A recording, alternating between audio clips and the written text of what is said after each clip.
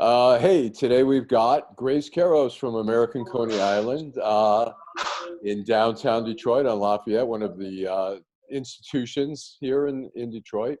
Uh, Yeah, so let me ask you, Grace, you closed, what was it, March 23rd? March 23rd, yes. 23rd. And what made you close? Some places have still were doing carry out. What was it? The orders were the emergency orders, and then the shelter in place. It was just carry out only initially. Everybody remembers, Right. and we did the carry out thing. And, not too bad, not too great. Then it was the shelter in place, and then downtown turned into a ghost town. Not to mention it was a hot spot for coronavirus. Okay. So the combination of the combination of both, and it's like, what's the point? It's not worth it at this time to put employees at danger and customers. Not to mention that people weren't around. No one is downtown. Okay. So now you opened last Friday. Yes. Okay. And what did you have in place to open? What did you do to prepare to open? Well, let's start. First of all, we've always gone above and beyond cleaning, sanitizing, food safety, customer safety. Well, now we enhanced it and follow the restrictions and the rules that CDC or the hotel restaurant industry put on you, which are pretty much the same. It's just a matter of, pressure points, acrylic things up at the carry out. We have like the acrylic barriers. Everybody's wearing a mask, signs all over. The dining room is closed, things like that. And how about the customers? Is there ever an issue with the mask thing? Seems to be for some people. Some people have them on. Yes, some people have them on. Some people don't. We request that they do. If they don't, okay, that's on them. That's why you got those like acrylic barriers. They're portable. The guards, yes. And how about social distancing in terms of? That's working out okay. We have everything. We bought all the stickers and the labels for the floor. There's arrows. So those are all professionally done, and we did that. Okay. So downtown is still basically, we haven't returned to our office. We have an office right down the street. Yeah. Who's getting carry out from you? Some of the offices that have a few people that come in and out, first responders. On the weekend, it was some families down here riding bikes and walking around, but the weather didn't cooperate either the last few days. So, but it's really, something is better than nothing. Right. But and that's why we're open limited hours also. So we have temporary hours, and we're probably going to have these for a while. And has it been chaotic at all in terms of like getting customers to sort of orderly order and not sort of not hover around and wait? Yeah. And not chaotic. And most people get it and follow the rules. There's a few that don't, or they're like, oh, I'm sorry. And then there's a few that, oh my gosh, and they get all pissed off and, but they still figure it out. And so you're doing, both people are coming in and getting it. Are you also doing curbside?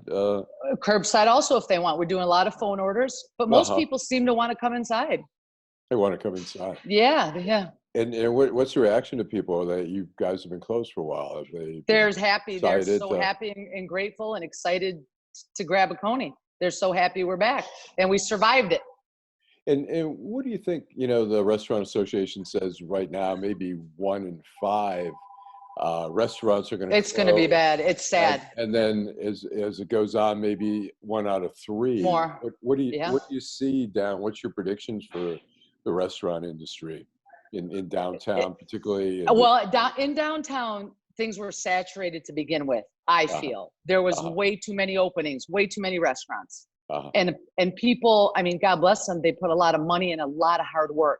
Right. But it was tough before all of this happened. Right. Because there were just so many. Let alone now with this, it's not going to be good, and it's very sad and it's terrible. Do you think you're going to see the new restaurants or the older ones or both? Both. You're going to see a mix of both. You already see some. What do you see in downtown? There's some that are already saying they don't think they're going to open their doors again. I can't remember. Casual dining or more upscale or?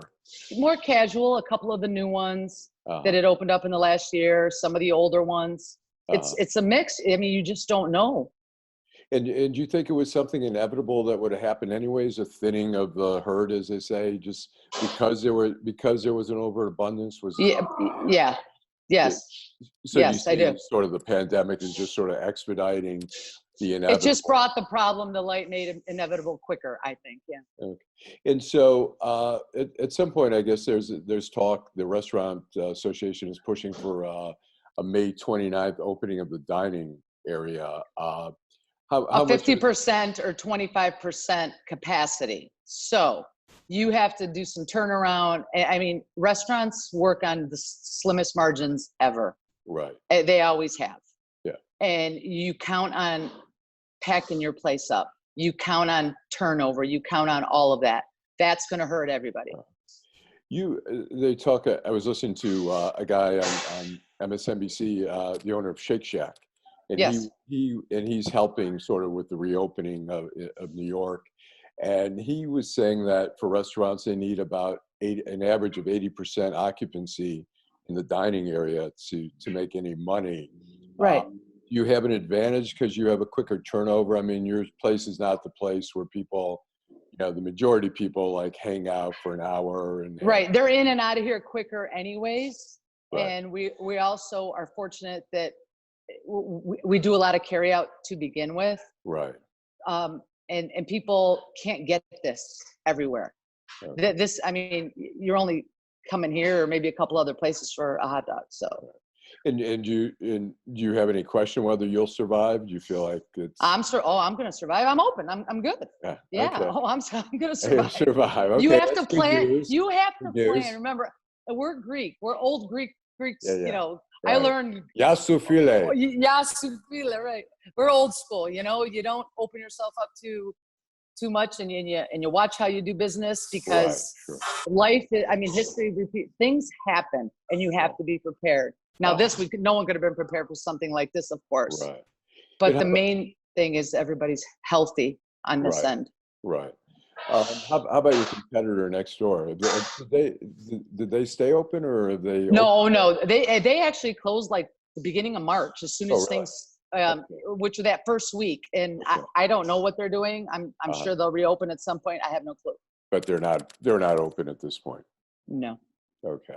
No. And so when do you see things getting back to, are you of the optimistic ones? Not for a while. Not for a while. Well, Mayor Duggan was saying he doesn't see restaurants and casinos filling up until there's a vaccine, which he says could be another year. Well, it's going to be, you know what? This whole year is kind of a washout, honestly. Winter was rough. This hit. People are still going to be scared. People are still weary. I don't think we're going to see anything. And I've been saying it till the holidays and then some. Okay. And how about your place in Las Vegas? Las Vegas is going to be opening up at the end of the month. The Gaming Commission is allowing the restaurants and the casinos to open up along with them.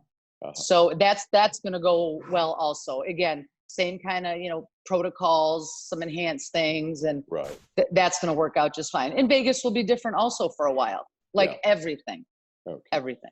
And but we've been shipping out a lot of Coney kits. Oh, I was going to ask you about the Coney kits. I know when you closed down, you were shipping Coney them kits out. took out that go up? Oh my goodness. It was crazy. People, and they're still ordering them. So we're fortunate that we have some Coney kits. What does a Coney cost kit? It's $70 to get shipped to you. It comes in dry ice. That 5-pound box turns into an 18-pound box once it gets shipped to you. And you get the Conies, the chili, the buns, an onion, a hat. It comes right to your door. FedEx. It's amazing. People loved it. So you saw a lot of people ordering, while you were. Yeah, everybody's sitting home and becoming top champion. So yeah. A lot of Detroiters or Metro Detroiters who were everywhere, all across the country. And you can go to AmericanConeyIsland.com for that, and it takes you right to the order page. Okay. All right. Yes. Well, all right. Excellent. It's great that you're open again. And Thank you. Have you changed your menu at all, or is it pretty much the same? The menu's the same. Spinach pie, you're still doing all that? Everything. We've got everything. Yep. Okay. Everything's the same. All right. So come on. You have to come on in, Allan. Yeah. Look forward to seeing you. Absolutely. Well, great. I appreciate you taking the time out, and good luck. Thank you. I appreciate you, and thank you very much. All right. Thanks a lot. Okay. All right. Bye. Take care. Bye. Bye. My name's M.L. Elric. I'm an investigative reporter and a connoisseur of fine yogurts. I know a little bit about Detroit. I know a little bit about deadlines. And I'm asking you to become a member of DeadlineDetroit.com. Like me, I'm not asking you to do anything I wouldn't do. I'm making a monthly donation. My wife is making a monthly donation. I know that seems redundant, but they need the money, and the money goes to a good place. Getting the story out, getting the truth out.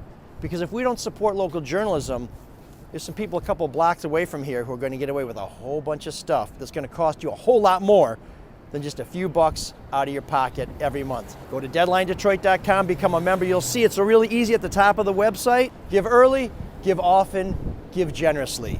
Just give a damn. That's the best way I know how.